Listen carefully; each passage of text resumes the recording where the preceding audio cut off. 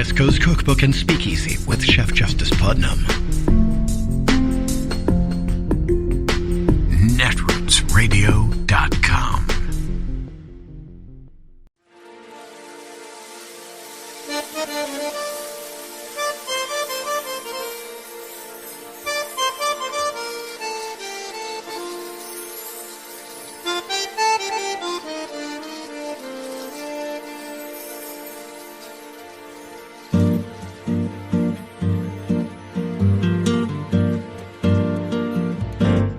Je voudrais du soleil vert, des dentelles et des théières, des photos de bord de mer, dans mon jardin d'hiver. Je voudrais de la lumière, comme en Nouvelle-Angleterre. Je veux changer d'atmosphère, dans mon jardin d'hiver. À fleurs sous la pluie de novembre, tes mains qui courent, je n'en peux plus de t'attendre. Les années passent, qu'il est loin, là je tombe. Nul ne peut nous entendre. Je voudrais du Fred Astaire, revoir un latte Goël. This is our last day in our case against Donald Trump for persistent and repeated fraud, illegality. This case has never been about politics or personal vendetta or about name-calling. This case is about the facts and the law. And Mr. Donald Trump violated the law. And as you know, the judge has already found that he, in fact, violated the law for repeated fraud over a period of years. And so I want everyone to know that the personal attacks really don't bother me. The fact is that this trial has shown, and we have produced evidence about the scope, the scale, the depth, the breadth of the illegality, the fraud that impersonally enriched Donald Trump and his family. I want to thank the judge. I want to thank my team. I even want to thank opposing counsel. But at the end of the day, the point is simple. No matter how powerful you are, no matter how rich you are, that no one is above the law, and that the law applies to all of us equally and fairly. I trust that justice will be done, and I'm confident in that. And I'm extremely proud of the case that we put on. After 11 weeks and 44 days, closing arguments were given. Donald Trump gave a bizarre closing statement himself, but then just stormed out. But after the theatrics and the ranting and raving and whining of Donald Trump and his lawyers was done, the Attorney General lawyers got to speak, and they got to talk about the facts and evidence. So Assistant Attorney General Kevin Wallace kicked off the closing arguments. Adam Klasfeld was there, and Kevin Wallace for the New York Attorney General's office started with a Watergate reference. Quote, "What did the defendants know, and when did they know it?" Well, as the New York Attorney General prosecutor said, you certainly didn't hear any evidence that the numbers the defendants were using on their financials were accurate. You never heard Donald Trump and his lawyers say that these numbers were true and correct. They gave you numerous excuses why they weren't true and correct, but this is accurate data. They blamed the accounting firm Mazars. They said when Donald Trump inflated the valuations, it was a mistake. They tried to say that these were just subjective valuation methodologies, when in fact the issue were the inputs, the fraudulent data that were input into subjective valuation methodologies. So no matter what valuation methodology you use to try to conform these financials to GAAP. If you use different models, sure, you can use different models, but what you can't do is say that Mar-a-Lago, which is a commercial property where there is an easement that states that the property will forever be encumbered to be used as a club, and that you, the Trump organization, have devalued the property of Mar-a-Lago by placing encumbrances on it as a commercial club.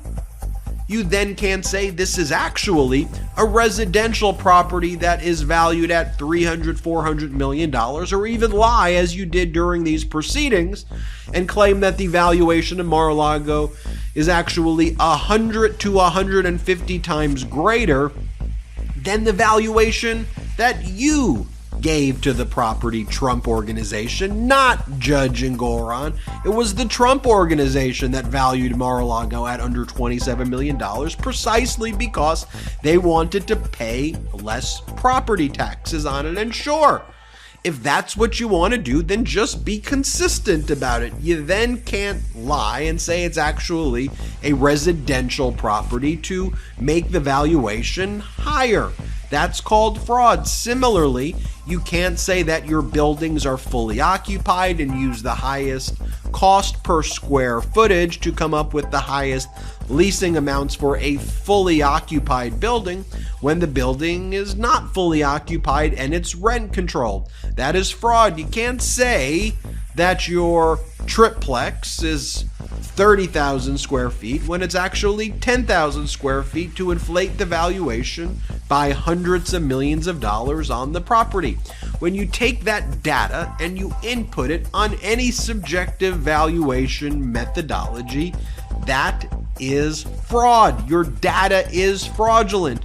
And sure, we could go back to what Alina Habba says, quote, "We're all human beings, and Donald Trump just did his best."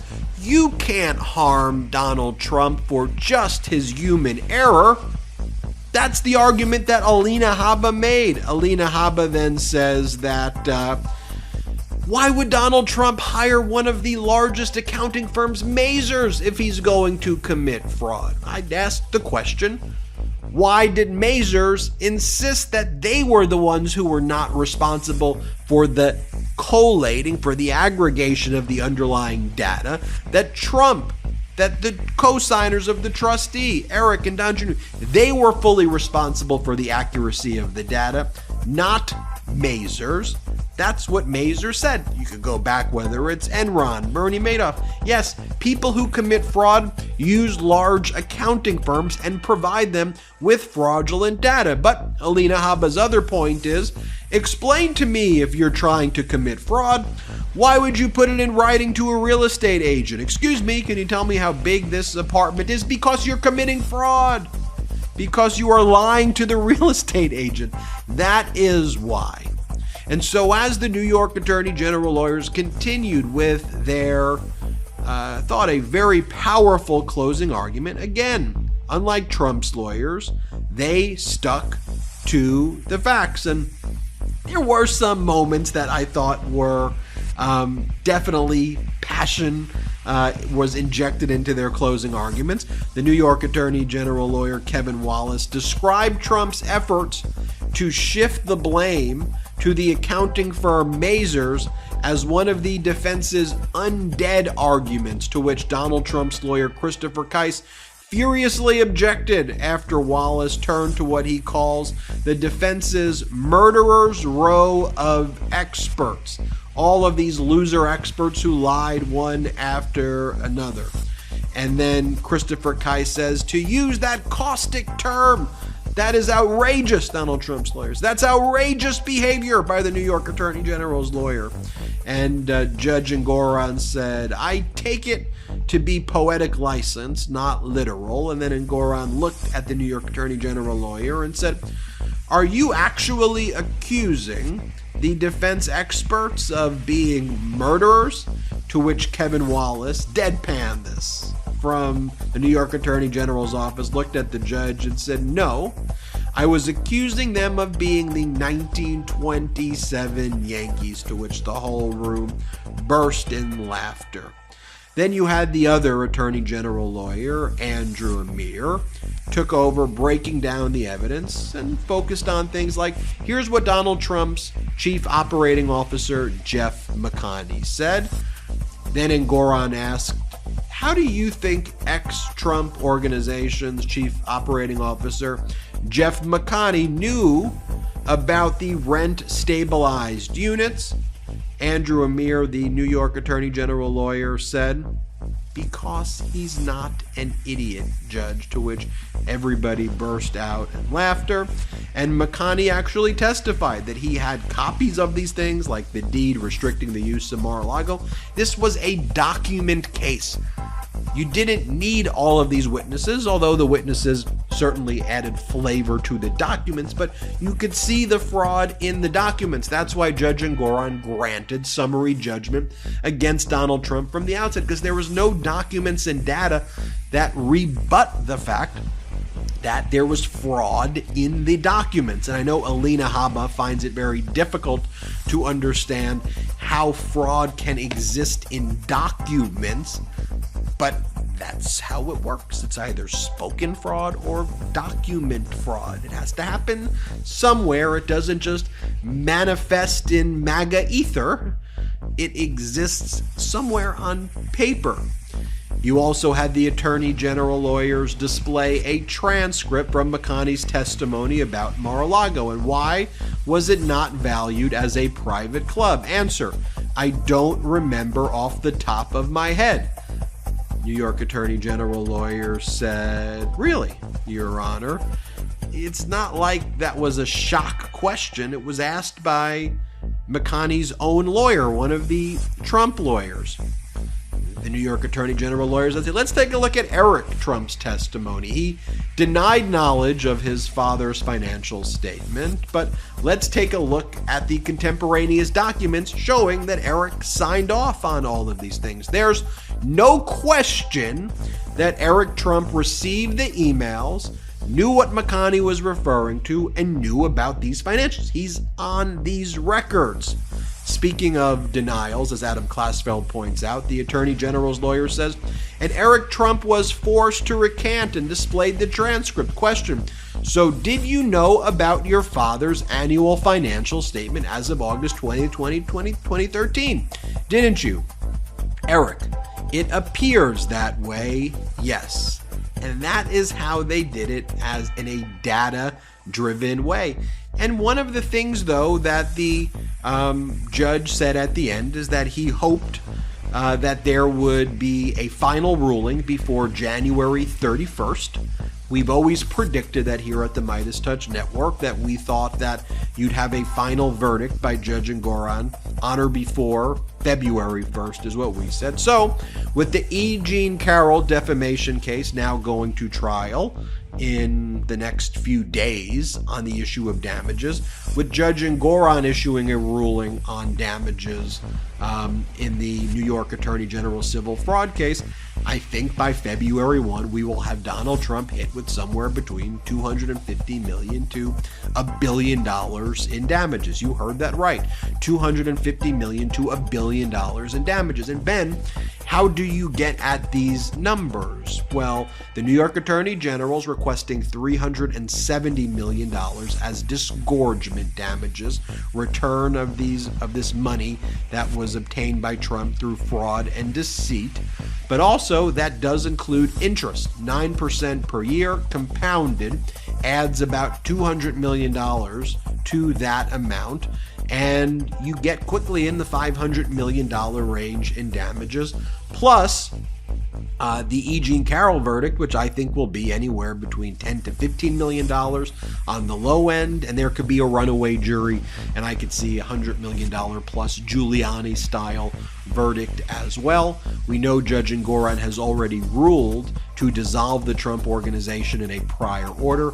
That ruling is now stayed pending a final resolution of everything else that was to be decided at trial, which was the disgorgement amount, as well as the injunctive relief being sought by the New York Attorney General's office to stop Trump from ever doing real estate for the rest of his life in New York, and to stop Don Jr. and Eric for a 5-year period from doing real estate in the state of New York. That's your update, but I wanted you to hear what a real closing argument was like as compared to Donald Trump and his lawyers. It is Friday, the 12th of January of 2024, and you are in West Coast Cookbook and Speakeasy. I am your chef de cuisine, Justice Putnam. Gunner, the English bulldog, is our snoozing sous chef. Precious, the little Yorkie, is our door girl, and she will be seating you directly for our especially special, daily special, Blue Moon Spirits Fridays, because we are all night hawks in the diner of life. That's right, we are. Well, welcome to Friday. Now, I want you to know that those of you who say, well, I only drink on the weekends, that still makes you an alcoholic. Anything that's in a pattern, habitual, I'm just putting it out there for your consideration, all right? Don't think just because you're holding off, if you do it as a ritual, that might be a message, eh? All righty. But it is Friday, and we honor Friday with libation, okay? Habitually, apparently, and every Friday. So welcome. Do take care. The cocktail of choice here is the French 77. And though it is the most balanced cocktail in the world, now that's not my opinion only, because it is my opinion, but it's not only my opinion. Experts more expert than I have deemed it so. So try it, but take care, because it is also a very potent spirit. All right. Ah, boy. Okay, so we are under continuing our little winter storm here in Southern Oregon, and that's nice. And speaking of winter storms, my representative here in District 2 of Oregon, one Cliff Bentz, just released his endorsement of Trump for chancellor. So he says, I have so many constituents in my district who have said, I like the guy, as they're doing their little stiff arm salute, and pretty much intimidating anybody who says that they would like to have equality, diversity, and inclusion. Is that what it is? And people just can't stand that. What? You want to be equal to me? No, I don't want to be equal to you. But we're Americans, okay? So we're, equal. You have as many rights as I do, even with that gun you're holding in your hand telling me that I shouldn't be trying that in a conservative town. Really? I've lived in some very liberal towns, and I've never seen anybody go on someone else's property and say, take down that flag, you're living in a liberal town. You never see it. I mean, okay, there's no absolutes because we're Democratic voters, and we have, critical thinking skills, supposedly. But, we just normally don't do that. There might be statistically somebody who has been aligned with this, obviously, and they did that. But I got to tell you, it's not part of our makeup, which, this kind of bullying, whining about inequities. Oh, everything, I'm being so put upon. The Christian faith is like the most persecuted minority in the world, and they have streets and states and towns and even the sky named after their saints. My God. Cities.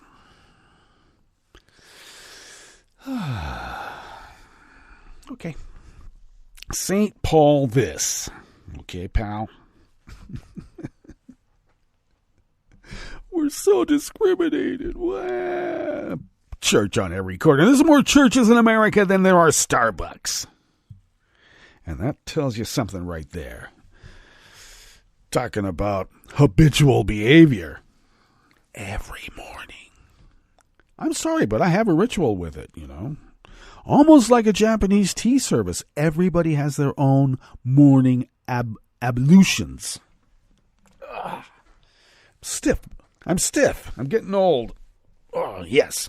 Anyway, apparently, even though we have these grandiose critical thinking skills, because we are Democratic voters and, have read a few books, apparently there's some in our caucus, greater caucus, who have never had a civics class. They don't know what the War Powers Resolution of 1973 is, for instance. Now, we all do, generally, I think, because we lived it. It was to put a clamp on Richard Nixon. Really helped us during the Reagan years, huh? He went to the basement with Ollie North and did it there. Out of sight. But back in the day, well, yeah, let's carpet bomb Cambodia. Who cares? Okay. So, you got 48 hours to notify the leadership of the House and the Senate, and he did that before they went in. Okay? Notify him within 48 hours. After. This is a police action. It's not a war. That's why we were in Vietnam, and, he was able to do what we did. Well, I know LBJ was sort of responsible for a lot of us, but there you go. Anyway, he got really, he got depressed. That's why he bowed out, among other reasons. Anyway, so we have what I call a hootie caucus. Hootie do you love?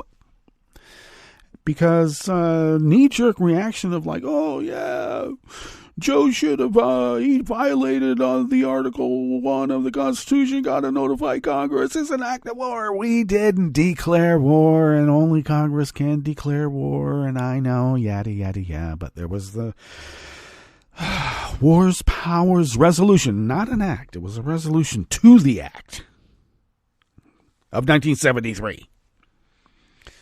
And so when we are in, shall we say, dire straits like the Red Sea, can't get much more dire straits than that. Literally. Yeah. Kind of a bipartisan hootie caucus there, too. You got Marjorie Taylor Greene and all of her bomb throwers. For the people who say that we're anti-war, well, they sure want a civil war here, don't they? At any cost, even planting pipe bombs. I swear to God, I know it's probably defamatory, is it? But when you look at the videos of Marjorie Taylor Greene walking, carrying kind of like, relatively heavy purse, and then you look at the gait and the walking of the pipe bomber carrying the pipe bombs in the bag. You tell me. I don't know. It looks pretty darn similar. Oh, boy. Going off on some little tangents, but I'm just saying that it'd be nice if we had a little more civics education in those people who are sitting in, the lawmaking apparatus of our government. I would think if I was poet, philosopher, king, and I was, I don't know, bestowing democracy upon the realm, I would make people not only walk through a metal detector, but when they did, they had to answer a few civics questions, and if you couldn't answer the civics question for that day, I don't know, you can't go in. Because you might be carrying something dangerous, like ignorance. And how can you make laws out of ignorance? This is a representative democracy. I know the Enlightenment's gotten a bad name lately, but the framers were still people of the Enlightenment. I know they were mostly men. In fact, they were all men, but there were women too, and we don't get to talk about them enough because of the men. But they were people of the Enlightenment, and, they saw a better tomorrow. not mired in what we were talking about originally. We're growing. So let's grow.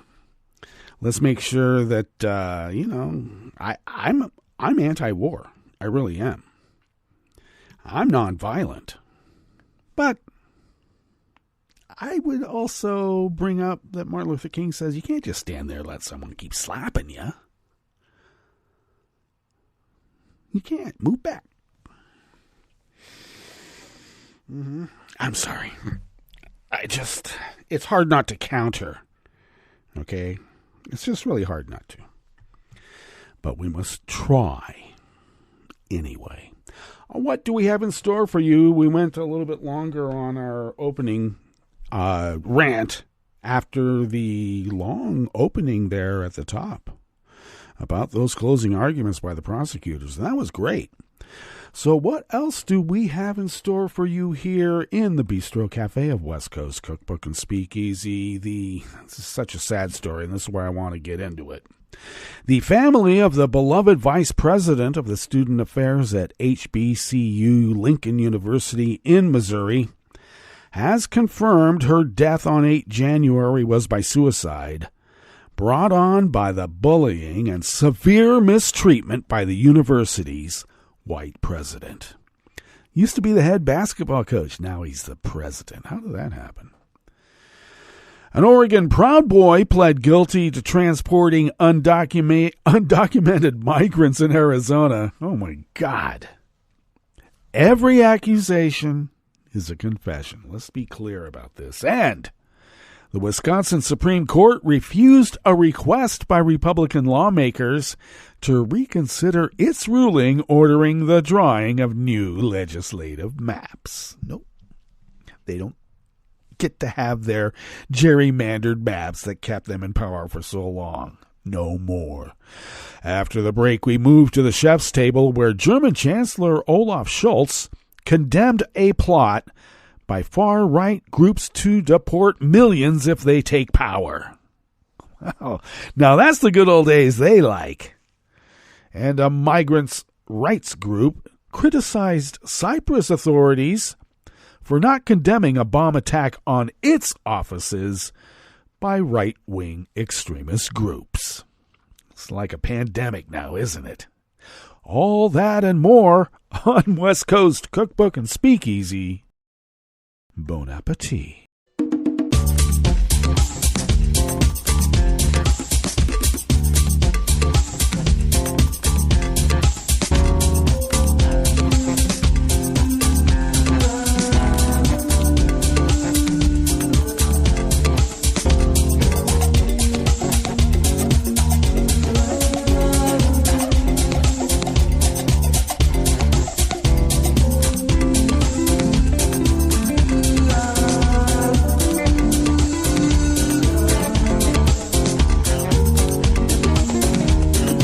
We are once again going to forego the usuals and get right into this first offering here in the Bistro Cafe of West Coast Cookbook and Speakeasy. And it is by Chris Stevens, writing from HBCU Sports. You would think that other news organizations would have picked this up, but maybe they have belatedly, and they're going right to Chris Stevens' article here at HBCU Sports. A beloved Lincoln, Missouri administrator's untimely death has sent shockwaves through the school and led to calls for the university president's removal.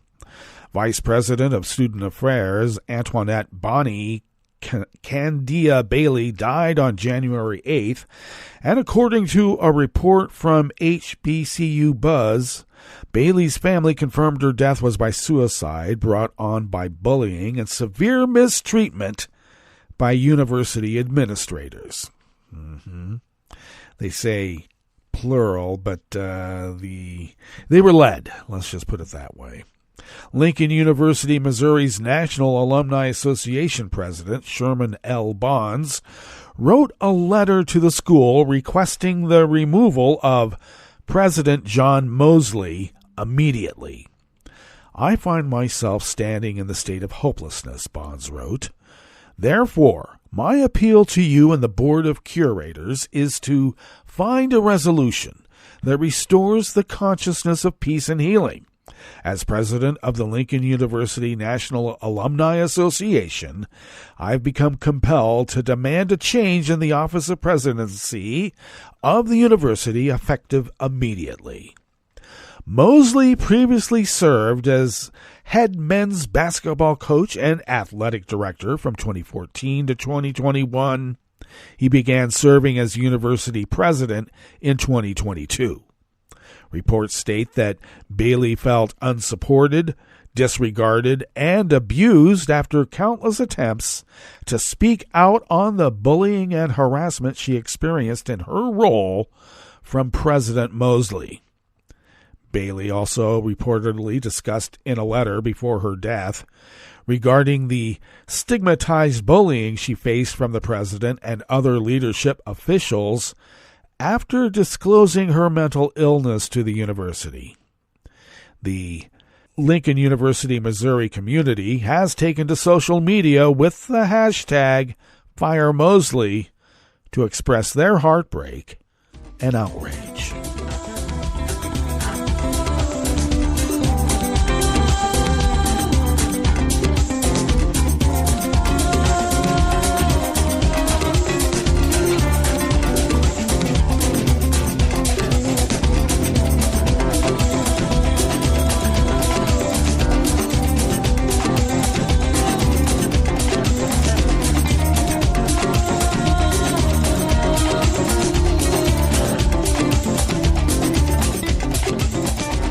Raymond Rendelman of the Sandy, Oregon Post brings us this next offering here in the Bistro Cafe of West Coast Cookbook and Speakeasy Blue Moon Spirits Fridays.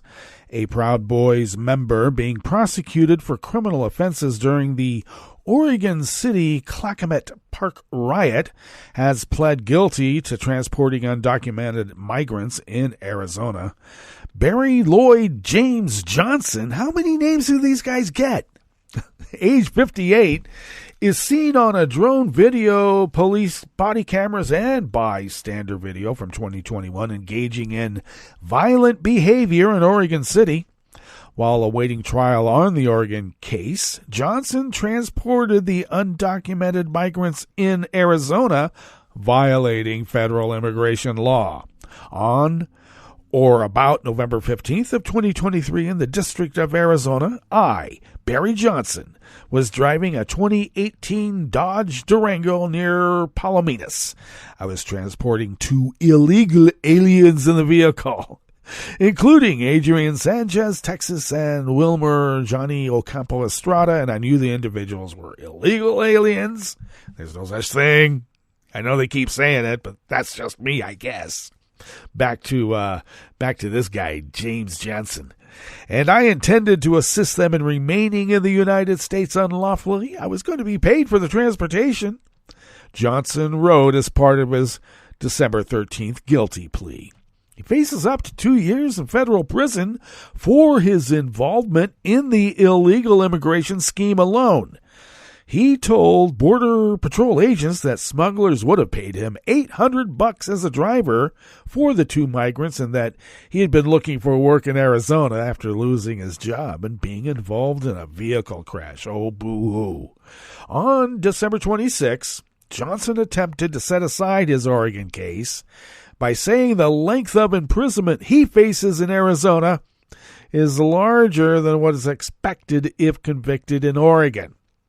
Clackamas County Circuit Presiding Judge Michael C. Wetzel denied Johnson's attempt to quash the Oregon case after hearing from prosecutors that Johnson had failed to appear on a November 3rd call related to the 2021 case. Oregon prosecutors said Johnson used a knife in 2021 to cut down a sign stating Antifa loves you, then pushed the Antifa member in the chest. Johnson is then seen on the videos making his way into the Oregon City Park, where the main riot was already unfolding. Prosecutors say Johnson walked to Highway 99 East and engaged in additional threatening and violent behavior towards several unidentified citizens after being ordered out of Clackamet Park. In April of 2022, Johnson was convicted of harassing someone at the Planned Parenthood office in Salem, which led to his 18-month probation and court order to successfully complete an anger management program through MW Services.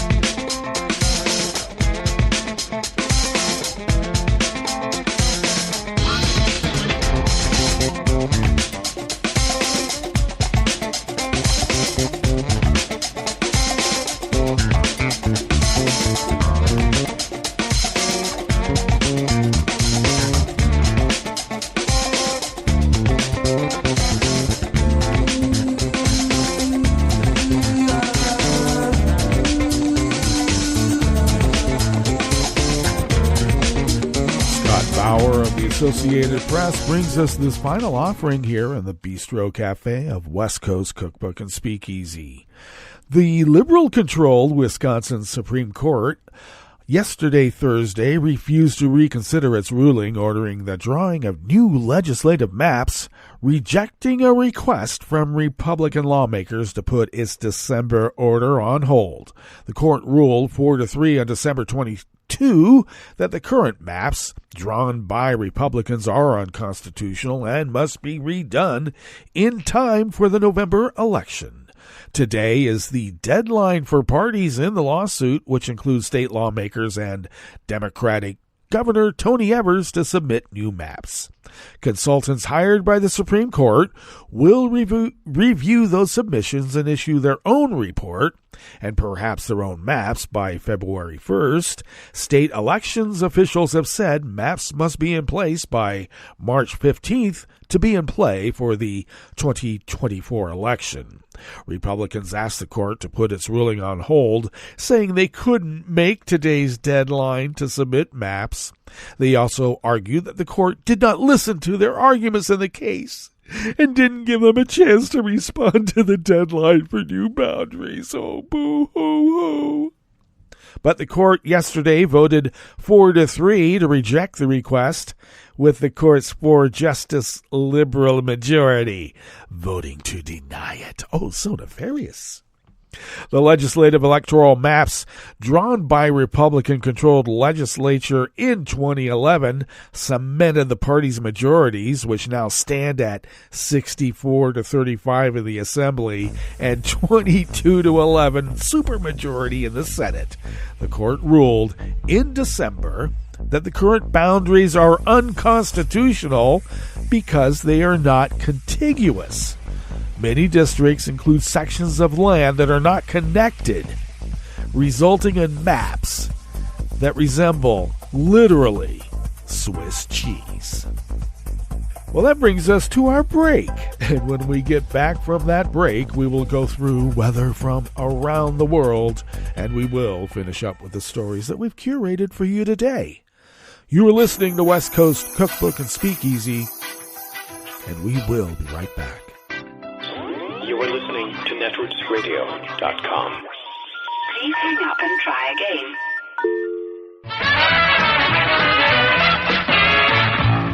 From a point at sea to the circles of your mind, a new force is at work for planetary transformation.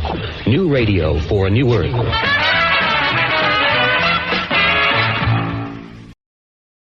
This is Take Two Movie Review. I'm Kim Lowe. This week, family ties that bind and destroy. There's plenty of antics and drama on display in The Iron Claw, with most of it taking place outside of the wrestling ring. Based on a true story, the film tells the tale of the Von Erichs, the Texas-based wrestling family who ruled professional wrestling from the 1960s to the 90s. We see some newsreel-type flashbacks of Patriarch Fritz's glory days, but most of the story centers on his four sons and Fritz's attempts to groom them into stars. While Fritz succeeds, it comes at a grave cost. Early on, son Kevin, played by Zac Efron in a career-making performance, talks about a family curse. However, as things progress, it becomes apparent that the real curse is Fritz himself and his take-no-prisoners approach to training his sons without regard to their physical or mental health. Along with Efron, the cast of brothers also includes Jeremy Allen White, Harris Dickinson, and Hope McCallany, all of whom give amazing performances and display remarkable chemistry. While a bit more effort could have gone into the development of the last two actors' respective characters, their performances more than make up for that flaw. There are occasional comic elements to the film, including an appearance by big-haired 80s wrestling icon Ric Flair, seen in archived video, and played live action with over-the-top relish by Aaron Dean Eisenberg. This one turns out to be mostly a tragedy, though, about a family that dwindles one by one thanks to a father obsessed with molding his sons in his image. Named for the family's signature in-ring supposed death grip, The Iron Claw is a thoughtful film that meditates on the effects of family dynamics and will have you in its grip long after the credits roll. This has been Take Two Movie Review. I'm Kim Lowe. Catch up with us at TakeTwoMovieReview.com and feed us back on our channel on YouTube.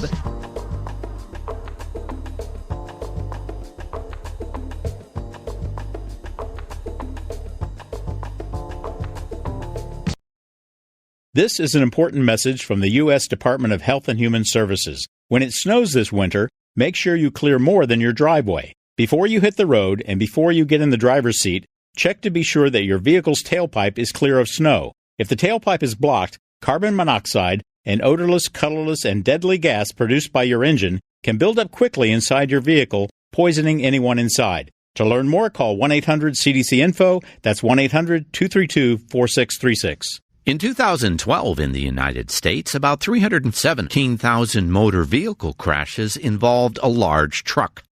26,000 truck drivers and their passengers were injured in these crashes, and about 700 died. Trucker safety requires an alert, buckled-up, experienced driver with a reliable vehicle and a strong employer safety program. Seatbelts are the most effective way to prevent an injury or death in a motor vehicle crash, but in 2013, 1 in 6 drivers of large trucks didn't use their seatbelts. Employers can help truck drivers stay safe by committing to driver safety programs at the highest level of leadership, establishing and enforcing driver safety policies, including requiring everyone in the truck to buckle up, and addressing factors that contribute to crashes, such as drowsy and distracted driving. To learn more, visit cdc.gov/vital signs.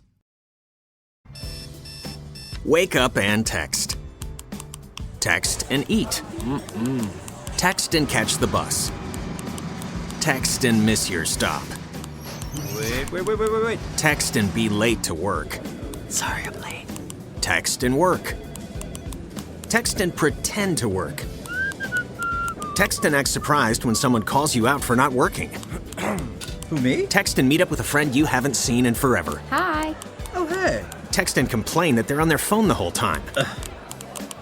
Text and listen to them complain that you're on your phone the whole time.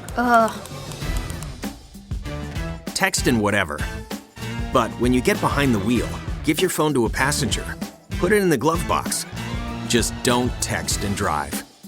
Visit StopTextsStopWrecks.org. A public service announcement brought to you by the National Highway Traffic Safety Administration and the Ad Council.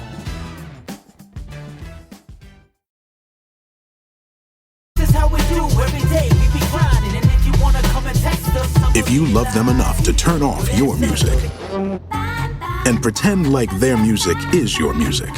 This is Mommy's jam. Then surely you'll check nhtsa.gov/the right seat to make sure they're in the right car seat. Let's play it again. Check today at nhtsa.gov/the right seat. Brought to you by the National Highway Traffic Safety Administration and the Ad Council. If you came across someone struggling with hunger, how would you recognize them? By their clothes, their age, the way they speak? Would you notice an 8-year-old girl who's not excited for summer break because she may not be having lunch again until September? Or a single father of 2 who works 3 part-time jobs and still can't put enough food on the table? Or maybe a mother who cleans offices at night, hoping to find meeting leftovers to take home to her hungry family. Or a war veteran who's having a hard time landing a job and getting back on his feet. I am the 1 in 8 Americans who struggle with hunger. People you pass by every day but never knew were hungry. I am hunger in America. Hunger can be hard to recognize. Learn why at IamHungerInAmerica.org. Brought to you by Feeding America, 200 Food Banks Strong, and the Ad Council. 1 in 6 Americans get sick from eating contaminated food each year. Contamination caused by salmonella is especially common. It's sometimes found in poultry, eggs, ground beef, pork, and even peanut butter. To reduce your risk from this and other foodborne germs, remember to clean, separate, cook, and chill. Clean your hands with soap and water. Separate raw meat, poultry, and seafood from other foods. Wash counters, cutting boards, and utensils before and after using them. Cook all food thoroughly and use a food thermometer to make sure food is cooked. Promptly chill meat, poultry, eggs, and other perishables. Finally, don't prepare food for others if you're sick, and be extra careful when you prepare food for children, pregnant women, the elderly, or people in poor health. To learn more about making food safer to eat, visit www.cdc.gov/vital signs. Hi, I'm Tom Hartman, and since you're listening to netrootsradio.com, show your progressive side and go to the donate button on the bottom of the homepage. It's progressives like you who power Netroots Radio and keep the progressive message beaming everywhere 24 hours a day. Just go to our donate button at the bottom of netrootsradio.com. Thank you for keeping progressive radio at full power.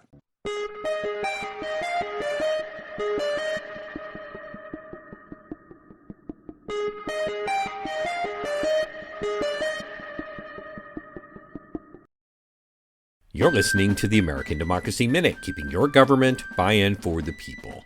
Bills in Florida and Kentucky would revoke no-excuse absentee voting, despite its popularity with voters of all ages. Alleged voter fraud is cited, but its motivation is likely more partisan than preventative. In Kentucky, Senate Bill 61 would eliminate both in-person and mail-in no-excuse absentee voting, used by over 260,000 voters in the 2023 gubernatorial race. The Kentucky Lantern reports that 133,000 Democrats voted early and more than 112,000 Republicans. SB 61 would return the Commonwealth to allowing only 4 qualifying excuses to vote absentee. It also adds penalties for those who vote absentee under false pretenses, making it a Class 3 felony subject to fines and imprisonment.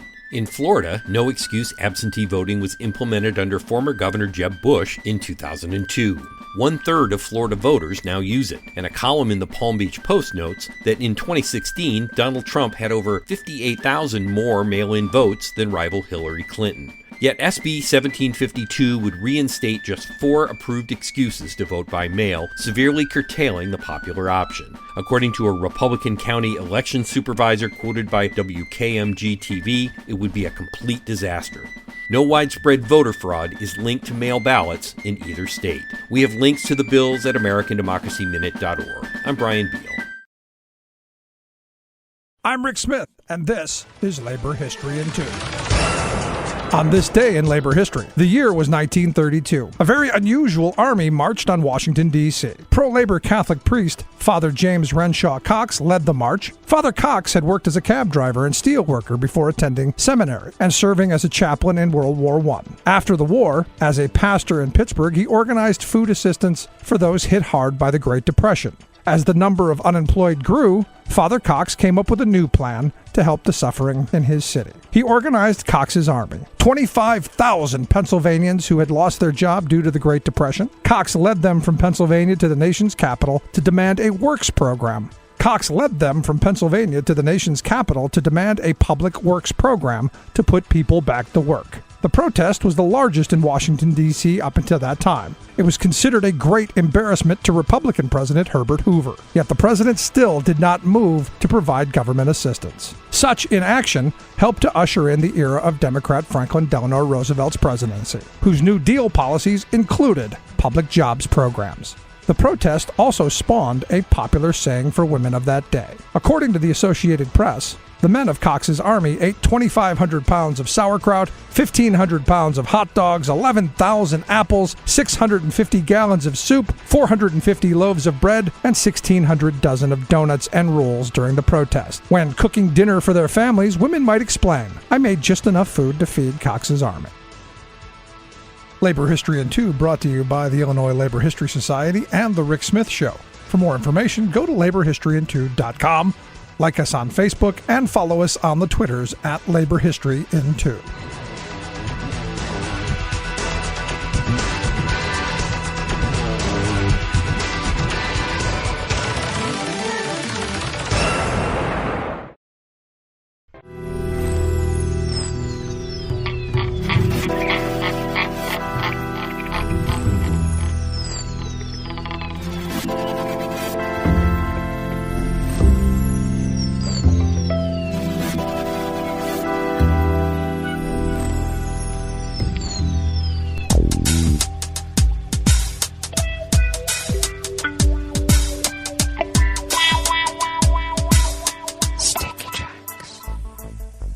Thank you for accompanying us here to the Chef's Table at West Coast Cookbook and Speakeasy.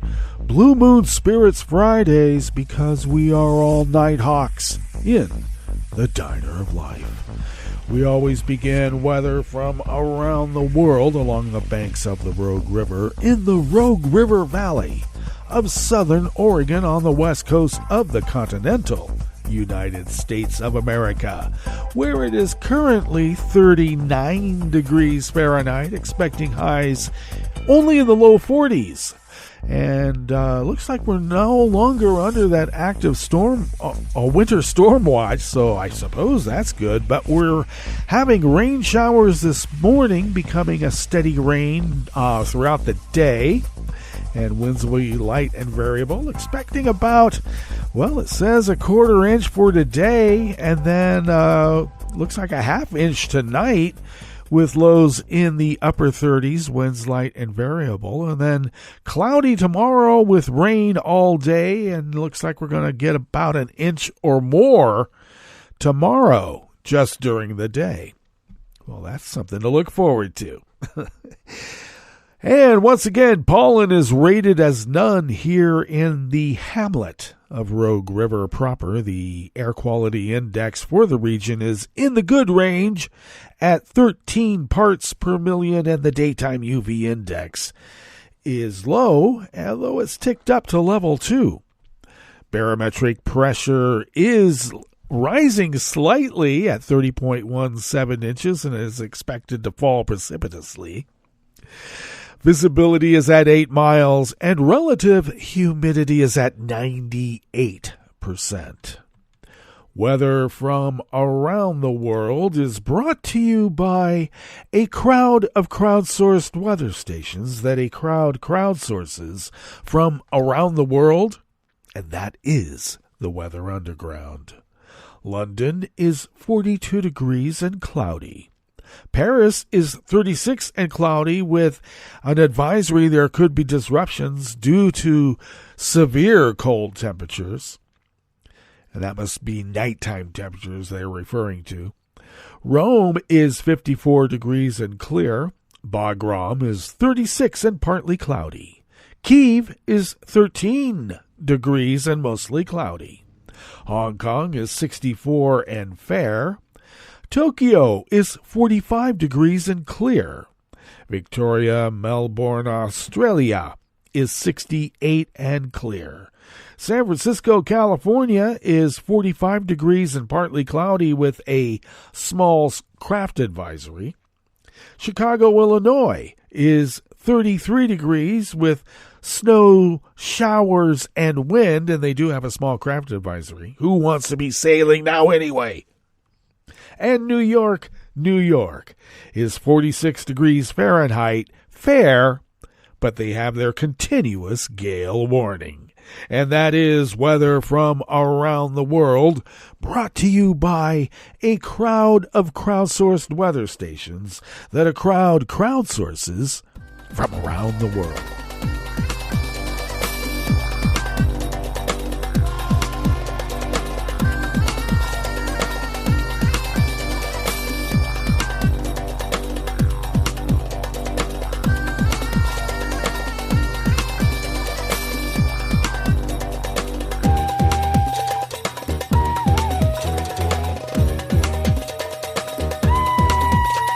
staff at the World Desk of the Associated Press brings us this first amuse-bouche here at the chef's table at West Coast Cookbook and Speakeasy, Blue Moon Spirits Fridays.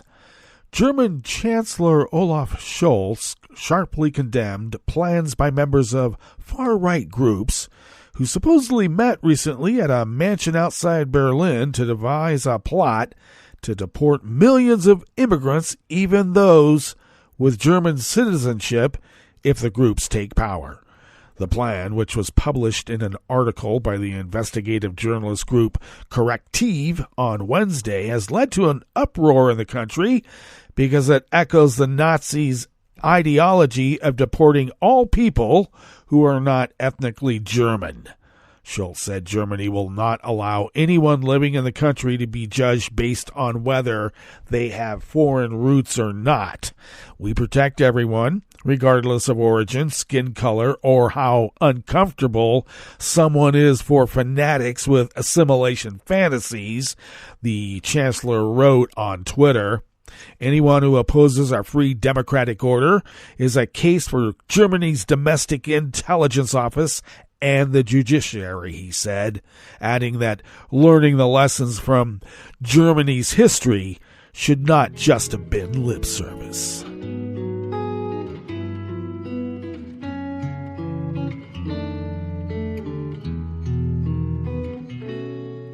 Je te donne ce mon amour pour la vie entière, la promesse de me trouver à tes genoux. Aussitôt que tu m'appelles, rester toujours fidèle, c'est tout, c'est tout. Je te donne tous mes printemps, mes étés de mer, mes automnes quand les feuilles tombent partout. Si ce n'est pas une bonne affaire, je te donne tous mes hivers. And even more staff at the World Desk of the Associated Press brings us this final amuse-bouche here at the chef's table at West Coast Cookbook and Speakeasy. A migrants' rights organization criticized authorities in Cyprus for failing to speak out against an explosion that damaged its offices following threats by far-right and extremist groups. Doris Polycarpou, who heads the Movement for Equality Support Anti-Racism, a non-governmental organization, said a makeshift explosive device detonated before dawn on January 5th just outside his office, causing extensive damage. Polycarpou said a security camera opposite the spot where the explosive was placed was not working because the power was inexplicably cut at the time, even though other establishments adjacent to the offices had electricity. The human rights advocate said police did not issue a statement on the bombing, and no government authority condemned the action. A police spokesman told the AP that police do not necessarily issue statements on all incidents or criminal acts, even if they involve explosives. He said the low-yield explosive shattered office window panes as well as windows of adjacent homes and damaged a nearby car. I guess it was just Thursday then. Both the European Network Against Racism and Amnesty International issued statements strongly condemning the bombing and urging Cypriot authorities to fully investigate the incident and protect activists. Polycarpou said threats made on social media and against him personally and messages on his phone are well documented and in the hands of police investigators, where I guess they will remain hidden. I guess. Well, that brings us to the end of our broadcast period for the day and the week, but you do know Netroots Radio broadcasts on, and we will meet up here on Monday. Yes, we will, holiday or no. And that will be River City Hash Monday. So do stay tuned to Netroots Radio all day and all night and all weekend for all the breaking news as it breaks. And we will meet up here on Monday, right here in West Coast Cookbook and Speakeasy. Bon appetit. Appétit.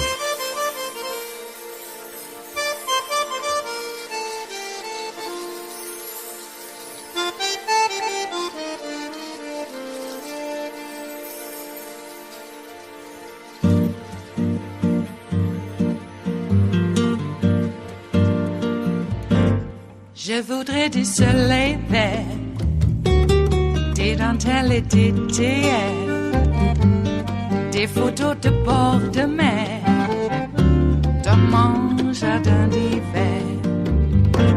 Je voudrais de la lumière, comme en Nouvelle-Angleterre. Je veux changer d'atmosphère, dans mon jardin d'hiver.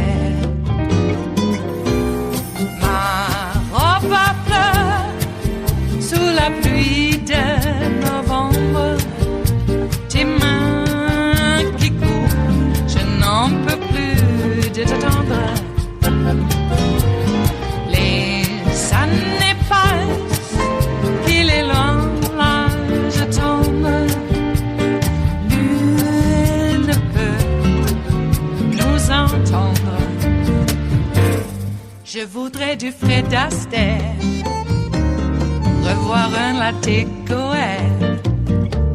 Je voudrais toujours te plaire dans mon jardin d'hiver. Je veux déjeuner par terre, comme au long de golfe clair, t'embrasser les yeux ouverts dans mon jardin d'hiver.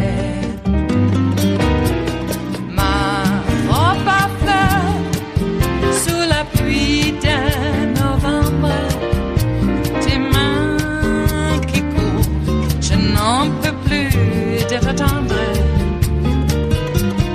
Les années passent, il est loin, là je tombe.